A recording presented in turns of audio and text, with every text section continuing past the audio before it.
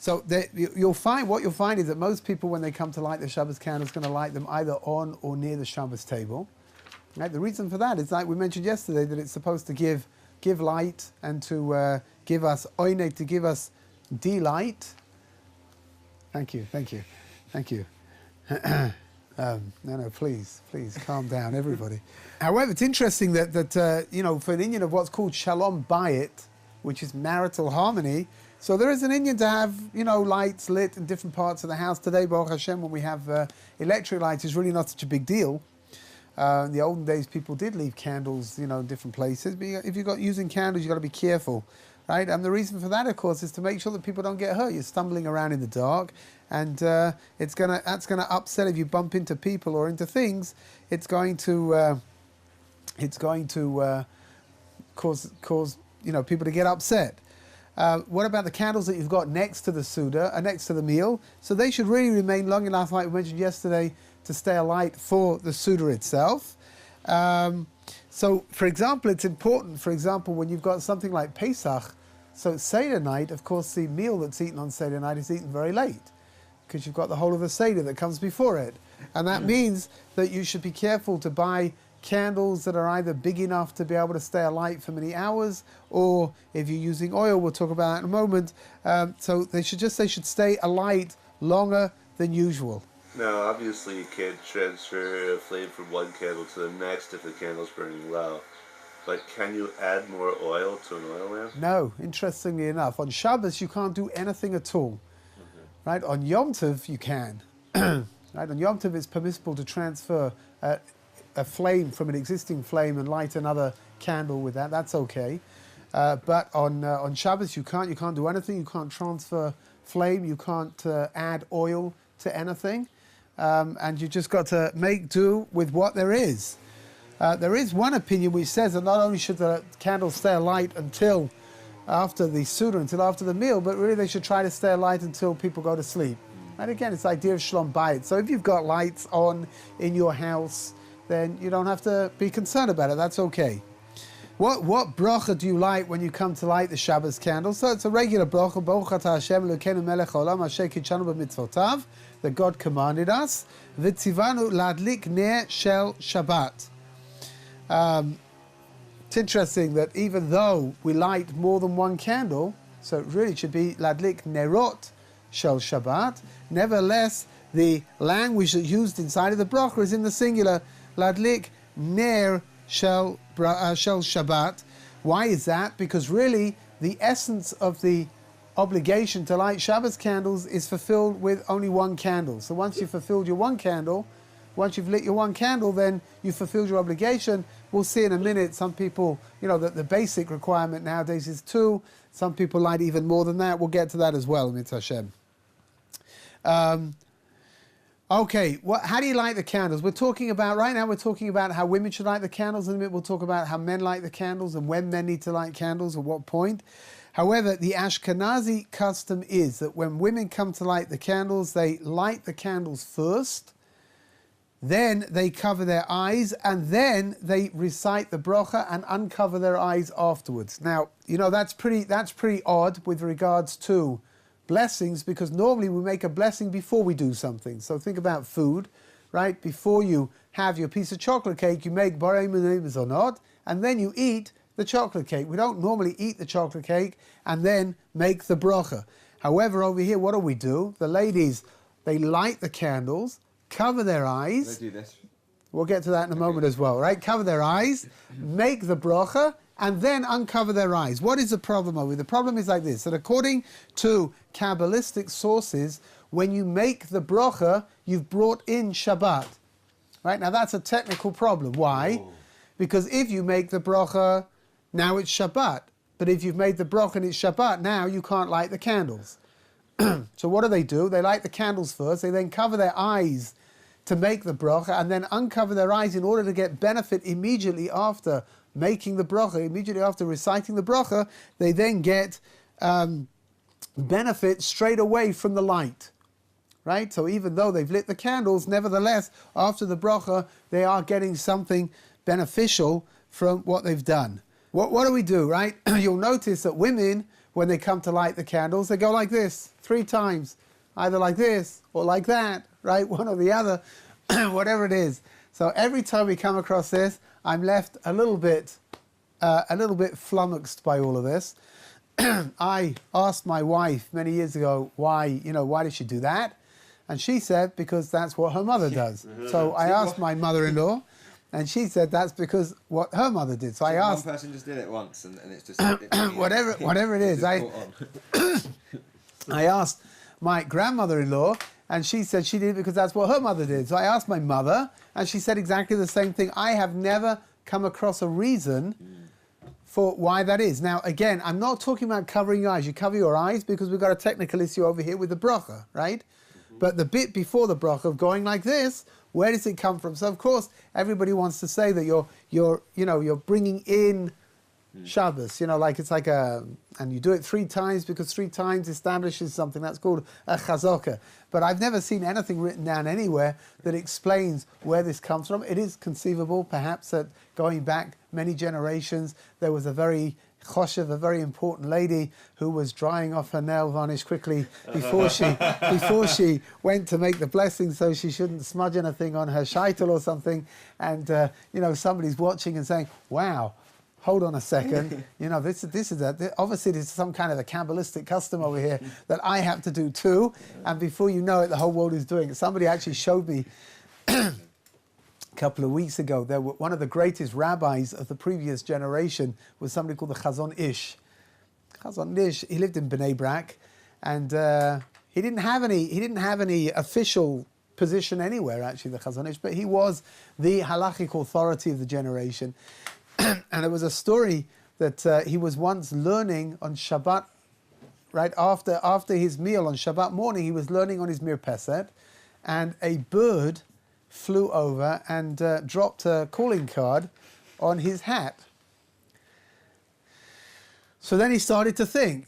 He wanted to go to daven mincha, right? Now, he couldn't wear his Shabbos hat because it was dirty and it's not something that can be cleaned off on Shabbos. And he thought maybe he should wear his everyday hat, but his everyday hat, I don't know if you've seen any photos of the Chazon Ish in his everyday hat, you'll realize why he didn't want to wear it on Shabbat. It really looked it was quite antiquated and in need of, it certainly wasn't going to honor the Shabbat. So he's thinking, what should he do? So finally he came to the decision that he's going to wear a talit. So he put on his talis and he went off to daven mincha. Anyway, on the Wednesday after, he gets a letter in the post from somebody who writes over there that he saw that the Chazon Ish was wearing his talis on Shabbos at mincha time, and he brought 23 possible sources that must have been the Chazon Ish's reasoning why, right, halachic sources, why he must have been wearing that talis. And the Chazon Ish was really upset. It's like, it's ridiculous. Like you do things for. He just did it because the bird had done whatever the bird had done, and it had nothing to do with halacha whatsoever. And he did not hold that at mincha time and Shabbos afternoon you should wear a talis. And yet here, the next thing you know, somebody's taking this out and sending it all over the place. So maybe that, right, going like that and drying off your nail varnish, maybe it is. I don't know. Anyway, when a man lights a Shabbos candles. Right, now that will happen on several occasions if his wife is not around, or if his wife has just given birth and she's resting up. When a man comes to light the Shabbos candles, he does not have the technical problem that the woman has, right? So the woman's problem is that when she recites a bracha, it becomes Shabbat. The man doesn't have that problem, which means that a man can recite the bracha and then light the candles in the regular way that we normally do things, of making a bracha and then doing it, what's called oivel asiyason, amen, right? And that's considered to be 100% okay. It's only a problem which rests with the women. Now, what is a practical dimension of all of this? That if a lady wants to light her Shabbos candles and then she wants to travel somewhere, so let's say a couple have been invited out to go and eat with friends, and it's going to be a lot simpler if they light the candles at home and then they go off in the car in order to get to where they want to get to. So she's going to light the candles a little bit earlier than usual in order to be able to get in the car and get there in time for Shabbos. What's the problem? The minute she lights the candles, even when she's lighting early, and she's made that bracha, it now becomes Shabbos. So what's she supposed to do? So before she lights the candle, she's supposed to make a verbal condition, right? That I'm lighting the candles now, but I'm not going to bring in Shabbat until I get to wherever I need to get to. At that point, it's okay to do that. If she doesn't make that condition, then it's a problem, right? Because once she's made the bracha, then she can know that now it's Shabbos and she can no longer go in the car. So a guy would say the blessing first. You can say the bracha first and you can light the candles afterwards because it's not bringing in Shabbos for you. For men, Shabbos comes in Kabbalat Shabbat. It will come in automatically either at the end of L'Chadoidi or Mizmor Shir L'Yom HaShabbat. It depends, right? Two different opinions over here. But whenever it is, it's going to happen during Kabbalat Shabbat. So you don't have to be concerned about the fact that you lit the Shabbos candles and you made the bracha. Back home, before I was from, I would do Shalom Aleichem and then straight to Kiddush and or candlelighting Shalom Aleichem and then Sounds pretty fun Kiddush. to me, actually, yeah. Shalom Aleichem. I mean, didn't do the 3 times for each verse or anything. But still. Well, let's not be fanatical. It was on the yellow card that was given to my parents by the conservative shul. But we never did L'Chadodi or Mizmor Shir Yom Shabbat. Oh, good. Okay, so what happens with you? So Shabbos is going to come in anyway, right? Which means for men, for women as well, even if they don't like Shabbos candles, right? At some point, Shabbos is going to come in. What does Shabbos come in? As the sun sets, it now becomes Shabbos come what may. When it's inside of Tefillah, so it's going to occur inside of Kabbalat Shabbat. But if you're not davening Kabbalat Shabbat, that's okay, because Shabbos will fall on you at some point anyway. So the bracha is Ladlik Ner Shel Shabbat. What about on Yom Tov? So on Yom Tov, the bracha is Ladlik Ner Shel Yom Tov. However, what about when Shabbos and Yom Tov coincide with each other? So then you need to say both. Ladlik Ner Shel Shabbat v'Shel Yom Tov, right? Just to keep in mind, why Shabbos come before Yom Tov? Because there's a concept in the Gemara called Tadir, She'eno Tadir Kodem, which means whatever's done more regularly takes precedence normally, right? So if you've got the Shabbos candles and the Yom Tov candles being lit, again, you're just lighting, it's the same candles that are being lit, but they're fulfilling 2 tasks over here. One is the candles for Shabbos, one is the candles for Yom Tov. You should mention Shabbos first in the bracha, because Shabbos, we say the bracha over Shabbos much more often than we say the bracha over Yom Tov. Is that the same, lighting candles for men, the same if you're not married? Yeah. If a person is not married and they're living by themselves, they should be lighting candles. Or the other alternative is if they're going to eat by somebody, they can ask the hostess to keep them in mind when she's lighting the candles, and she can fulfill the obligation. Some people are careful in order to be more involved in the candle lighting, that they give their host very minimal amount of money. What's called a shaveh pruta. Shaveh pruta is I don't know. We're probably talking about maybe half a shekel. That's probably too much even. And that way you then become a partner in the candle lighting, which according to some opinions is considered to be even better than just being kept in mind. But it's definitely okay to ask your hostess to keep you in mind, or to ask the host to ask his wife, like that when she's lighting candles, that she should keep you in mind. Which she's probably going to be doing anyway, because she'll be saying to herself, why did you have to invite him again? I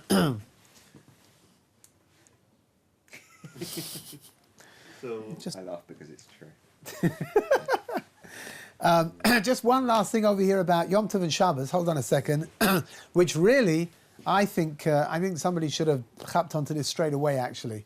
Which is, if Yom Tov falls out during the week, because we spoke that on Yom Tov it's okay to transfer fire from one existing flame to another, right? So there are many opinions that say that when you light the candles on Yom Tov, when a lady comes to light the candles on Yom Tov, that she doesn't have to be concerned about the bracha over here, lighting the candles first and then reciting the bracha, because there is no problem with transferring, right?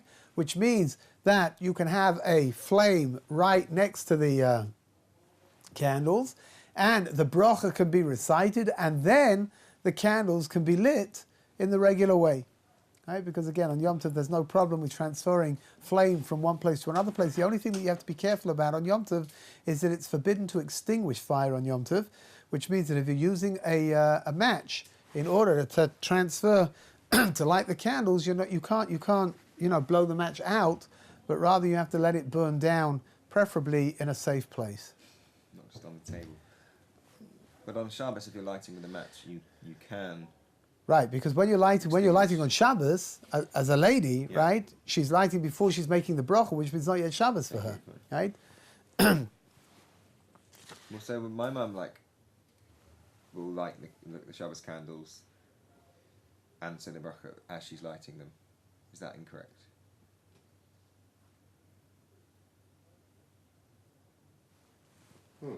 Does the Shabbos come in at the beginning? Or Wait a second. What's she doing? What's she doing? Shabbos, but just out of interest, What is she doing? She's as she's lighting the candle, she's making the bracha.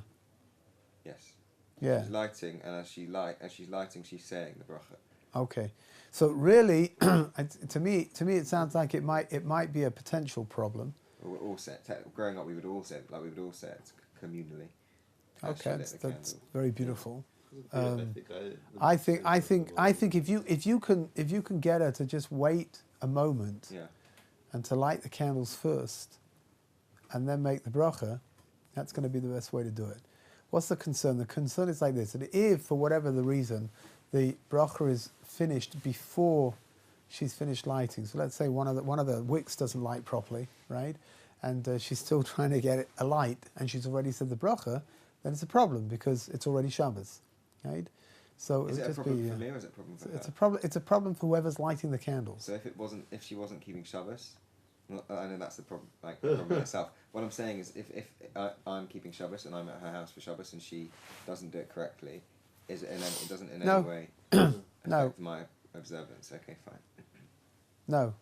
So if it's Shalom Bayis, it might be considerate not to embarrass her. So listen, if you feel that it at this point it's going to make more sense to just leave things as they are, then for sure leave things as they are. First of all, she's doing it completely without any knowledge, so it's not like she's deliberately going out and transgressing something over here, and you may feel that this is not the best moment, and maybe 6 months down the line there'll be one of those little moments where all of a sudden it makes absolute sense to mention it right now, and then maybe she'll hear what it is that's being said.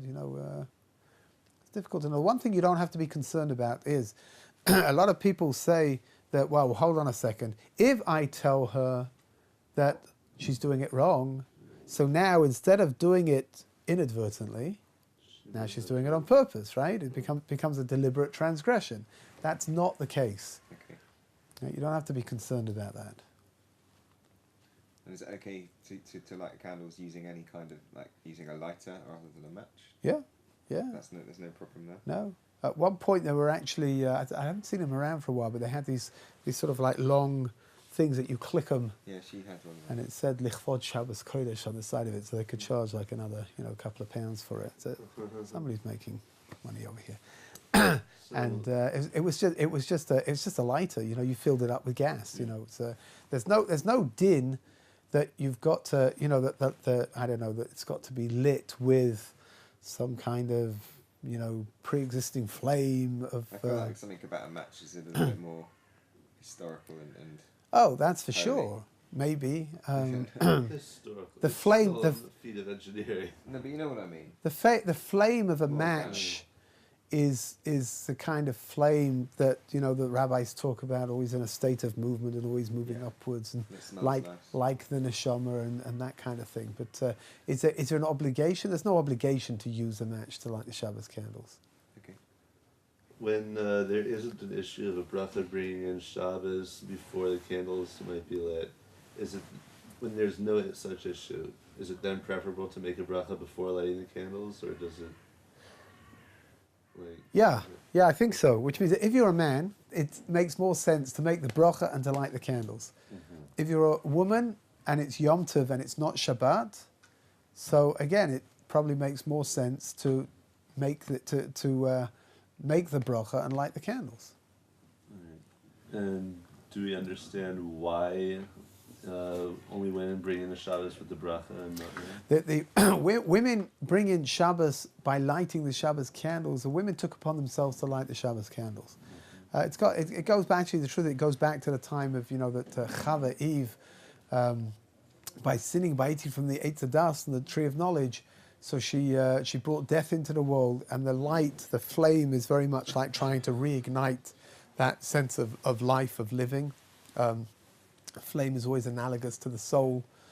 So it's a very opportune moment, right? That when ladies come to light the Shabbos candles, that at that point they're going to bring Shabbos in by doing so. They don't have an obligation to pray the way that men do. And for men, so they can bring in Shabbos a little bit later on when they come to pray. A little bit later on, inside of all of this, we'll talk about what happens when people bring in Shabbos early, and if do the wives have to bring in Shabbos early together with their husbands, or can they bring it later on when the husbands have already gone, the husbands already made Shabbos? Mitzvah Hashem will talk about it. The pasuk in Mishlei says, "Ner Hashem nishmas Adam," that the candle of God is the soul of Adam, the soul of mankind, and therefore that's why candles are very. You see candles all over the place, right? You stop and think about it for a minute. Every time we've got something ritual going on, so there are candles at a chuppah, at a wedding. There are candles when you have a bris milah. There are candles when you have Shabbos and Yom Tov. You've got candles.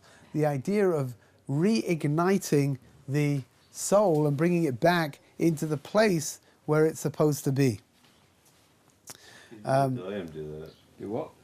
Or most Goyim. Like candles for like everything. Yeah, we spoke about it yesterday, right? When you want to go to some fancy restaurant or something, and you want a little bit of ambiance, so you light some candles, right? My granny has always had 2 candles on her dinner table. Yeah. What was it? Nishma Adam. Ner Hashem, which means that the candle of Hashem, Nishmat Adam, is the soul of Adam. It's a pasuk in Mishlei from chapter 20, pasuk 27. Nishmat Adam. Nishmas Adam. What did you say it was from? From Mishlei, Proverbs. Mishlei. Chapter 20, verse number 27. Okay, interesting enough, there's an interesting custom on Yom Tov. There's an interesting custom by some people that they don't light the Yom Tov candles until their husbands come home from shul. Right, now, again, whatever you do, it's going to be okay, right? Which means that if you go somewhere and the wives are busy lighting candles at the beginning, like they always do before their husbands leave to go to shul, that's fine. It's 100% okay. And if you see that somebody hasn't left, I've got one of my daughters. So her mother-in-law, her custom is not to light the candles on Yom Tov until her husband comes home from shul.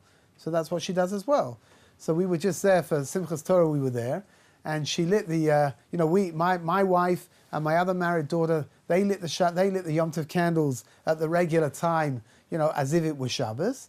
And she left hers unlit, and when her husband came home, that's when she lit the candles, before the Suda began, before the meal began. So that's fine, absolutely fine. It's normally correct to light your Shabbos candles where you're eating. The Mishnah Berurah says like this, interesting little halacha, that the men, because there really is an obligation for the men to light candles as well, right? But we're relying on the wives to take care of it, that the men should be involved in preparing the candles for Shabbos. And that's why you'll see in most houses the men get the candles ready, and there's an interesting halacha, Mishnah Berurah, the interesting minhag over here, that the men light the candles and then blow them out in order, when a wick has been lit already, so it lights a lot easier second time round. Right? Sometimes it's a little bit difficult because the wick is covered in wax, so it's a little bit difficult to get the wick to catch. So the husband takes care of that, prepares the candles, lights the candles, and then once the flame is nice, to blow them out. And then when the wife comes to light the candles a little bit later on, they're going to light easily and smoothly. Just hold on a second. Just interestingly enough, there is halacha because of this pasuk, Ner Hashem Nishmat Adam, which is the pasuk that we just spoke about, the verse we just spoke about, that the candle of Hashem is the soul. So many people have the custom not to blow out candles directly. using your breath. It's as if you're snuffing out the life of somebody. And that's why you'll see many people, their custom is that they'll wave on the flame in order to put it out, or they'll put it out by pinching it together with their fingers rather than blowing them out. However, the Chai Adam, which is one of the classic halachic authorities, he writes that when it comes to Erev Shabbat, it's okay to blow it out because you're only blowing it out in order to facilitate the mitzvah.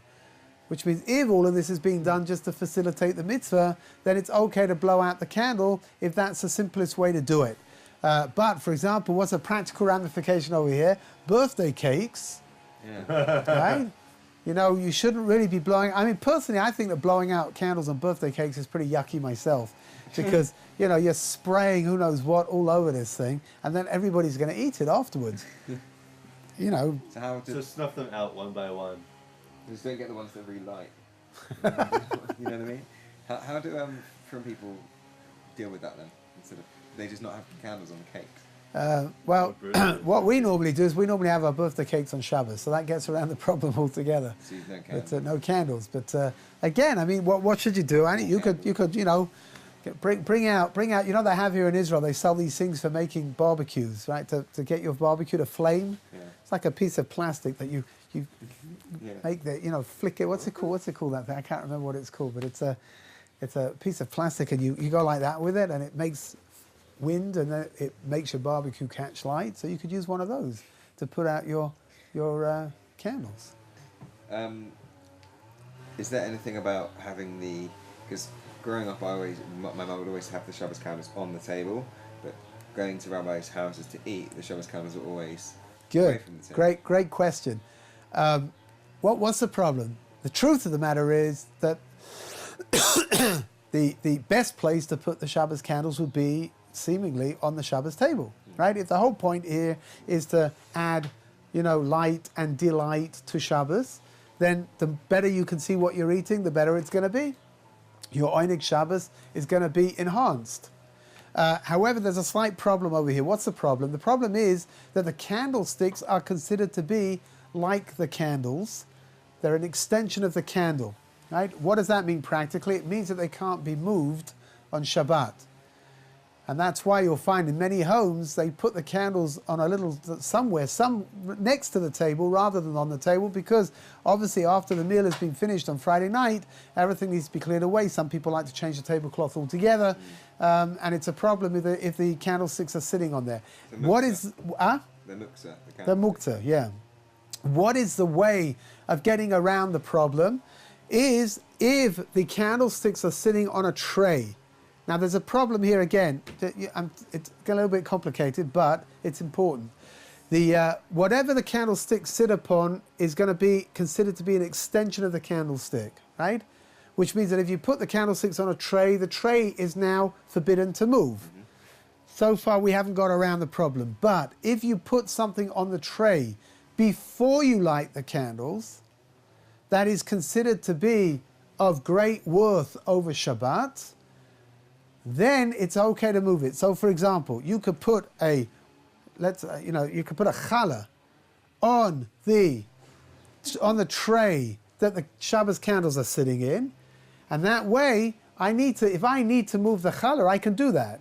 I want to bring the challah into the kitchen. I can now pick up the tray with the challah and the candlesticks, move it into the kitchen, and now I can take off the tablecloth and I can take care of, getting ready for the next meal and bring the challah back onto the table in order to use it. But you have to keep in mind that if you take the challah off the tray, then that's it. The tray can't be moved anymore. What about like a siddur? It's not so clear. It's the best way. I mean, a siddur is a possibility. The best thing to be using is something which is required for Shabbat. Now that's why I use the example of a roll, or use the example of a challah or something which is going to be used for Shabbat, for a mitzvah on Shabbat. That gives it a worth which is greater after the candles have burnt down. It gives it a worth which is greater than the candlesticks. Now that last bit was an important piece of information, right? You have to which use means it. It's not something that could be. You've got to use it, and the whole apparatus can only be moved after the candles have burnt out. which is the whole time that the candles are burning on the table, right? Then you can't touch any of that, and it's 100% mukta. So that Whilst the candles are still alight, it's fine. Once they've burnt out, it's you can't touch it. You can't touch anything over here. When they've burnt out, then you can move them. Just my question of if the sticks are still considered an extension of the candle after the candles burn out. Yeah, so they are. If they're by themselves, they are, right? This is all. It's all. The whole thing's a loophole, right? How can I get this tray with the candlesticks off the table? So I'm going to use this method of putting something which is considered to be more valuable than the candlesticks, and that's going to allow me to move the tray around, right? Again, once I've taken whatever it is off of the tray, then you can't touch that tray anymore. What about like something that you, let's say that it was something that you would be having at the meal. So let's say you placed some after dinner mince on the tray. You then brought the tray into the kitchen. Yeah, I'm not convinced that after dinner mints are going to do the job, actually. Okay. What about something for, I think in general, I think they don't do the job, but that's just my personal. But isn't it's a piece of food that's being eaten on the Shabbos meal. Yeah, the thing is like this though. You've got.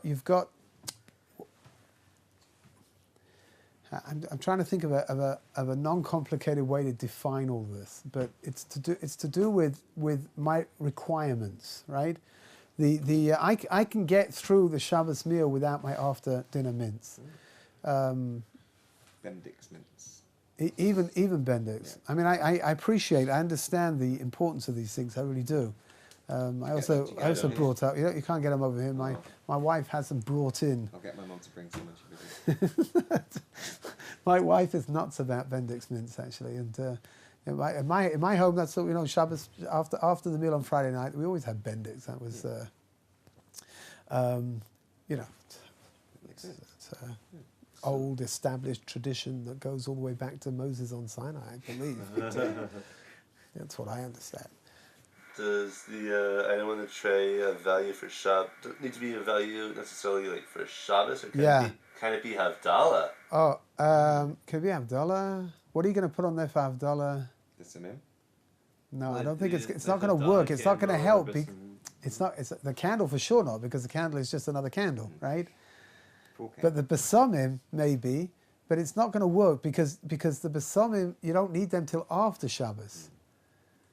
Yeah, the problem, it's got to be something you can use on Shabbos. I remember I remember a whole thing when I was growing up, when it was like the early teenage years, and there was a whole thing in London because many people used to put a piece of jewellery on the tray, and then once the candles have burnt down, the piece of jewellery is something valuable, right? So now you can move the tray. Oh, so the problem was it's not valuable to Shabbos.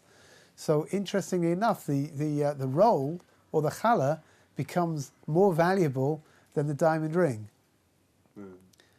which is good for you people. When you get engaged, just buy your wife a roll or something. Your future wife here, will you marry me? Hang on, bagel. I guess that's.